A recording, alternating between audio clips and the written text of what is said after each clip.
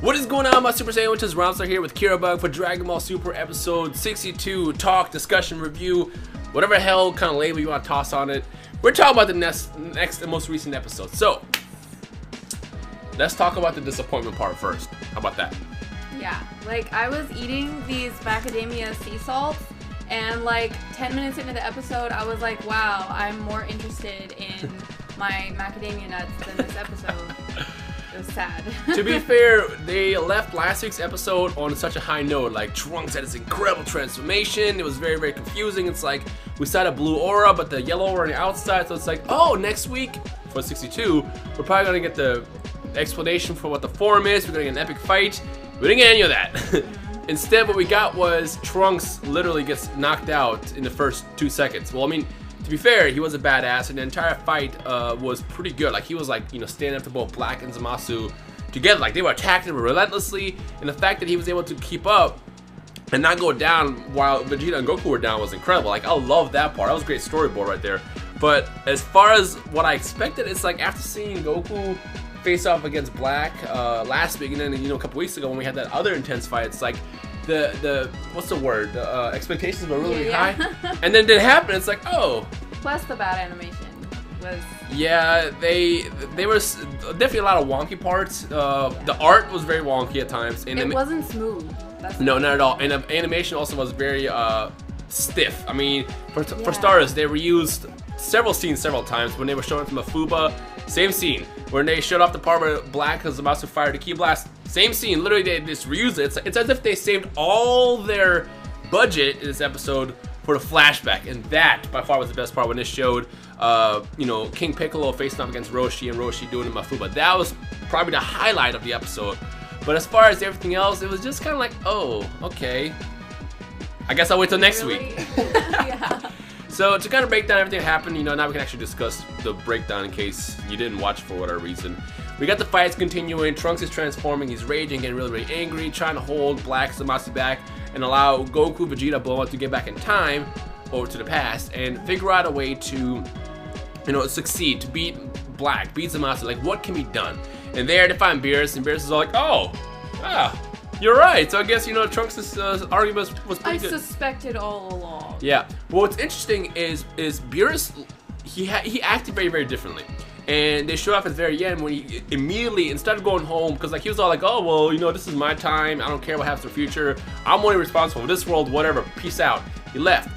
But at the end, we see him talking to Gowasu. He's with Whis, and they're like looking for a solution. And what Whis says, Whis just made it seem like that because of Beerus getting scolded so many times in the episode, he feels responsible for everything that's happening. And he's trying to figure out a way to do it. Because, he even himself said, which I thought was interesting, he himself says if he goes to the future, he can handle Zamasu himself. Now, I can't tell if this is like tough guy talk or if like it's some kind of god thing. Like, even though Zamasu is immortal, can Beerus actually destroy him? Like, is there some kind of loophole with gods? And it makes sense. I mean, there should be something that allows, gods to destroy other people even if they're immortal. It don't make sense. He is the god of destruction. So exactly. If anyone is gonna destroy Zamasu, it would be the god of destruction. Exactly. But unfortunately, though, it's like traveling to the future, or time traveling at all for God is like super severe taboo. And because of that, we sadly will not see Beerus destroy Zamasu again. I mean, at least we got it once. We saw, in the main timeline where he just like took him out, which was beautiful. Hakai. But as far as, future Zamasu and Black, it's going to have to be relied on both Goku, Vegeta, and Trunks to figure out a way to stop him. So we know that. But the most interesting line in the episode was when they were talking to Gowasu, and Gowasu was like, this is my responsibility, duh. I chose Zamasu, and I kind of made this problem.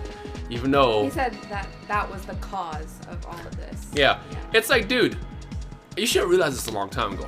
But now, the fact that Gowasu is trying to figure out a way he can help out is very interesting because in a couple of episodes, and this is a small spoiler, in a couple of episodes, there is an episode title. If you want to skip this, feel free to skip this because I don't want to ruin this for everybody. There is an episode title talking about merged Zamasu. And I can't tell if this is we're talking about fusion or if they are going to fuse or maybe like, I don't know, it's some kind of new power up for Zamasu himself. But merged Zamasu makes me think of fusion. And if Black and Zamasu do indeed fuse together, then the only other option that could happen at that point is Goku and Vegeta would have to fuse, or even Trunks, or somebody would have to fuse, because the way it stands right now, Zamasu and Black are stronger than Goku, Vegeta, and Trunks put together. So if they fuse, then the only thing that can happen next is there has to be a fusion. And the only thing I can think of is what if Gowasu somehow gives his Potara earrings to both Goku and Vegeta when they go back into the future this next time, and they have that as like a plan B or plan C actually. Plan A, of course, is the Mafuba, which is, you know, we saw Goku training with poor Turtle, doing the Mafuba over and over again, literally for hours, because we saw the sunrise. And as I said before, I don't think the Mafuba is gonna work. It's way too easy. The Mafuba to me seems more like a, oh yeah, remember Dragon Ball? Here's a quick, you know, montage of Dragon Ball when, you know, was used against King Piccolo.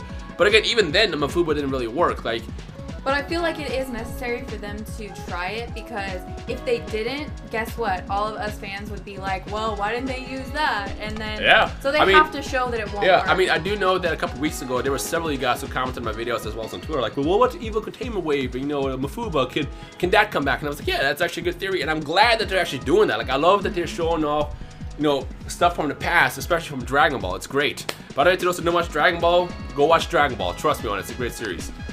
You'd be surprised I have to say that. A lot of people did not actually grow up watching Dragon Ball. It's great. We should rewatch it, by the way. Yeah, I'm gonna force you. You don't need to force me. It's also true. But we did just finish Dexter, so we can start watching Dragon Ball. Yeah, we can. So yeah, the Mafuba is most likely going to fail, and I'm pretty sure Zamasu is going to stop that. Now here's the thing. I've noticed that, and me and Geek can talk about this. I noticed that they're traveling back and forth, back and forth, back and forth. Goku Black made this mission to destroy the last time machine, and I feel like because they're going back and forth again, I feel like the next time they go up, there won't be a return trip back. And because of that, I feel like Zamasu or Black or somebody will destroy the time machine once again. Because like, the fact that they keep going back and forth is like, it's a cop-out. It's really easy to do. I mean, every time they get defeated, just go back home. So I feel like the next time they go back into the future, it'll be like, all right, you know what, this is it. You have to figure out what to do here. So in the situation, either beat Goku, beat Black, or beat Zamasu, or beat Black. But I feel like when they go back into the future, they'll probably destroy a time machine, and then they'll be kind of trapped there. Now, the problem is what happens then?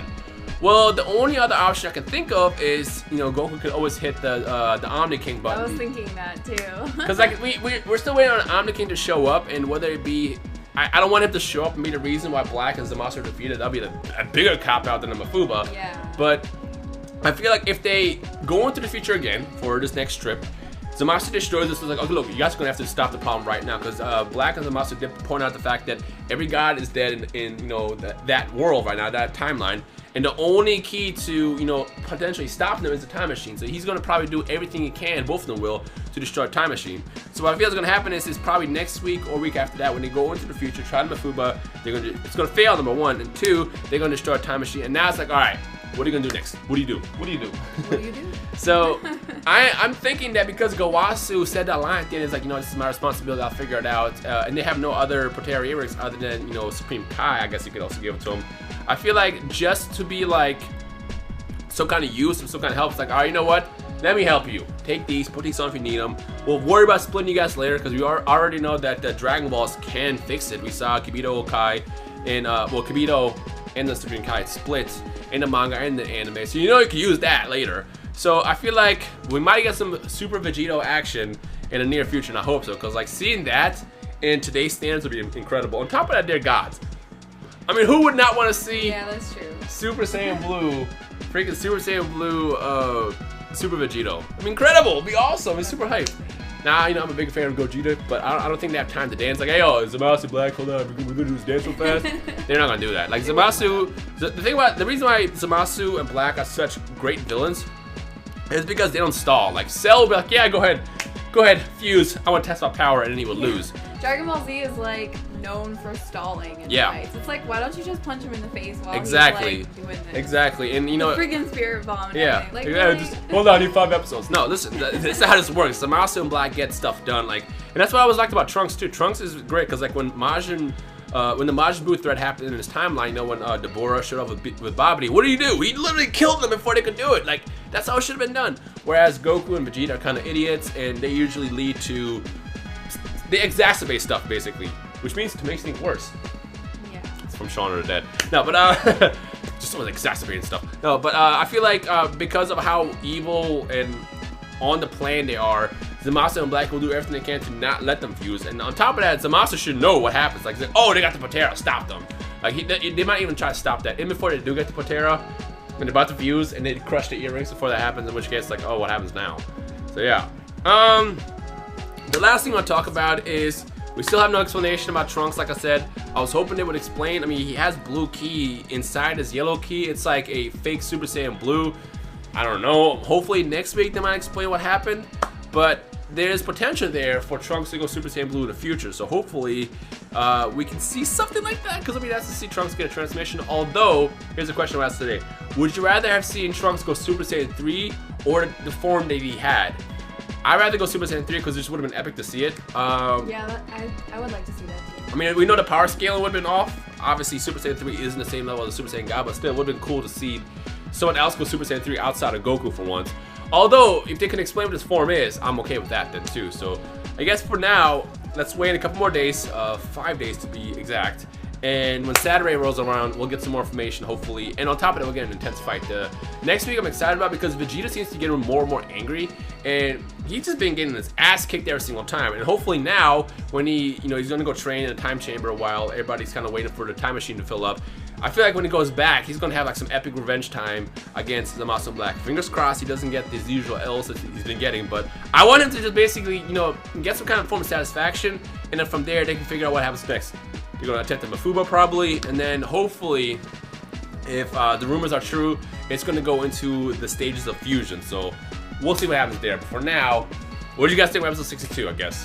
I want to see like a side series called Epic Revenge Time of just Vegeta getting revenge on everyone. Vegeta's getting some W's. It's funny, you haven't seen this, but like they revealed Goku Black gameplay during the live stream that we were at. Oh no, you did watch that.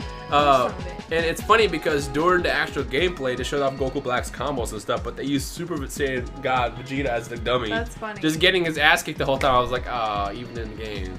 Yeah. Shout out to the Vegeta fans. That's funny. Anyway, so let us know your thoughts in the comment section below on episode 62. If you're hyped for the next episode, any other thing that we might have missed.